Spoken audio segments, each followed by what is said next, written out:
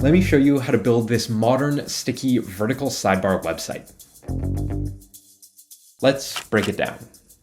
Let's first start by applying the advanced CSS grid to our section, where we'll add a column and set the first one to 475 scaled pixels, which is where the sidebar will sit. The right side will contain our scrollable content, and we'll have 4 rows, with the first being 100 viewport height and the rest being 500 pixels, which we'll later set to max content. Also, make sure to add in gaps of 15 pixels. In our top right cell, we'll add in a container which will have 2 columns, adjusting the first one like so. I'll add in another row and then set both to auto. The reason for these grids is it makes adding content super easy, like adding in an image and stretching it, or positioning a few stacks with images and text.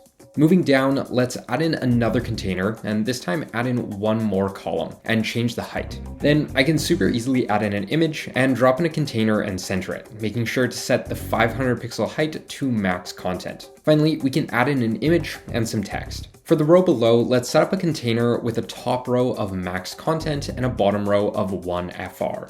In the top, I'll drop in some text, and the bottom will have another container with 4 columns of 1 FR and 3 rows of 309 pixels to 100%. Then set the section row height to max content, and then I'll populate these cells with some images and a few pieces of text throughout. Continuing downwards to our final row, I'll drop in our footer, which is really just some large text and a few stacks below that. Coming back up to the top, let's start setting up our sidebar. I'll start by adding in a container and add in a second row, with the first being max content and 61% and the bottom being max content and 39%. Importantly, make sure to set the position type to stick to the top and check to keep it in front. Then I'll drop in our logo, the slogan, and a navigational repeater at the bottom, along with a few lines to divide our sidebar. And that is everything you'll need to make this sticky vertical sidebar in desktop.